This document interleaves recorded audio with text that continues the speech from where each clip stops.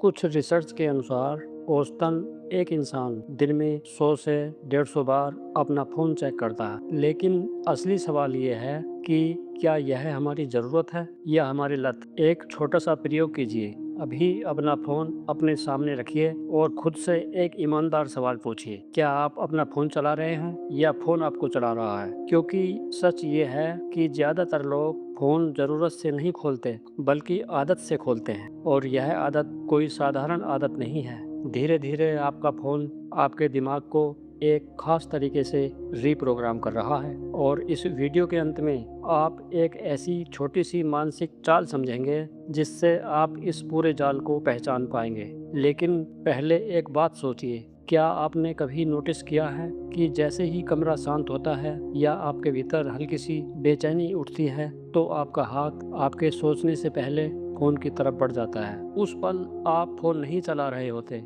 आप बस उन कुछ सेकंडों से भाग रहे होते हैं, जहां आपको खुद के साथ बैठना पड़ता है। और यही हमारी डिजिटल दुनिया की सबसे बड़ी विडंबना है। हमारे फ़ोन में सैकड़ों कॉन्टैक्ट हैं, सोशल मीडिया पर हज़ारों फॉलोअर्स हैं, लेकिन अगर किसी रात दिल उलझन में पड़ जाए, तो क्या उन हज़ारों नामों में से कोई एक नाम ऐसा भी है, जिसे आप बिना झिझक फ़ोन कर सकें? डिजिटल दुनिया ने हमें कनेक्टेड तो बना दिया है, लेकिन शायद पहले से ज़्यादा अकेले हो गए हैं। इमोजी हमारी भावनाओं की जगह ले चुके हैं, लेकिन असली सुकून स्क्रीन के इस पार नहीं पहुंच पाता। वैज्ञानिक दृष्टिकोण से देखें तो स्मार्टफ़ोन आपके मस्तिष्क के रिवार्ड सिस्टम को हाईजैक कर लेता है। सीधी भाषा में कहें तो आपका फ़ोन आपके दिमाग को उसी तरह फंसाता है, जैसे जुआ खेलने वाली मशीन लोगों को फंसाती है। मनोविज्ञान में इसे वेरिएबल रेशियो रीइंफोर्समेंट कहते हैं। यह ठीक एक स्लॉट मशीन की तरह काम करता है, जहां आपको पता नहीं होता कि अगला स्क्रॉल क्या दिखाएगा। कल्पना कीजिए कि आप किसी का इंतजार कर रहे हैं। उस खाली समय में आपका डीएमएन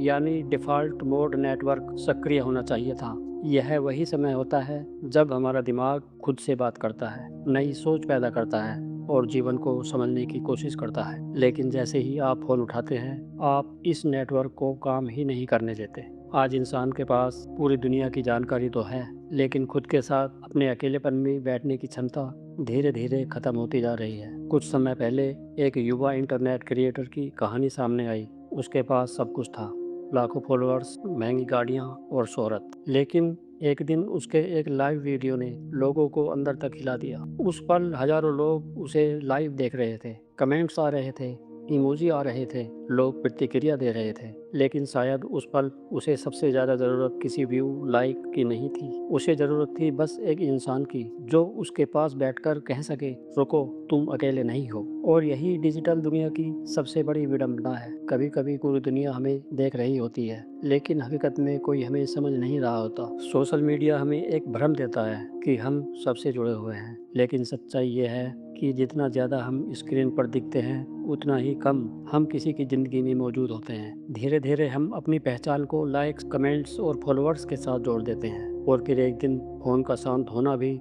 हमें अपनी पहचान के शांत होने जैसा लगने लगता है।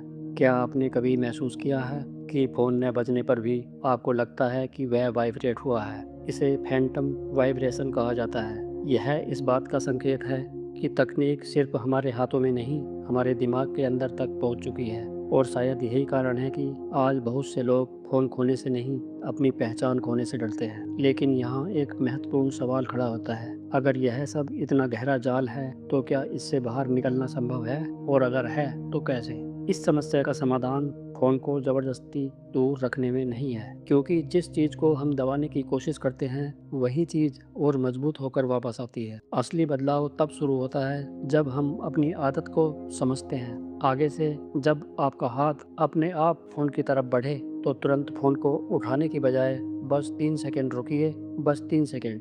उस इच्छा को महसूस कीजिए। क्या आप उस बेचैनी को देख सकते हैं, जो आपको फ़ोन उठाने के लिए मजबूर कर रही है? अगर आप उस पल को पहचान लेते हैं, तो वही पल आपकी आज़ादी का पहला कदम बन सकता है। क्योंकि जब आप अपनी आदतों को एक गवाह की तरह देखने लगते हैं, तो धीरे-धीरे वह आदत कमज़ोर पड़ने लगती है और तभी आपको एहसास होता है कि आप किसी एल्गोरिदम के गुलाम नहीं हैं। आप अपनी चेतना के मालिक हैं। आदतें हमें नियंत्रित नहीं करती, हम बस उन्हें बिना देखे दोहराते रहते हैं। स्क्रीन बंद होने के बाद जो खामोशी बचेगी, क्या आप उसके साथ दोस्त बन पाएंगे? क्योंकि शायद वह खामोशी वही जगह है जहां आपका असली जीवन आपका इंतजार कर रहा है। फ़ोन आपकी जेब में है, लेकिन सवाल ये है कि क्या आप अभी भी अपनी चेतना के केंद्र में हैं? अपनी आदतों को बस देखना शुरू कीजिए, बिना किसी निर्णय के, बिना किसी संघर्ष के। क्योंकि कभी-कभी सबसे बड़ी आज़ादी कुछ नया करने से नहीं मिलती, बल्कि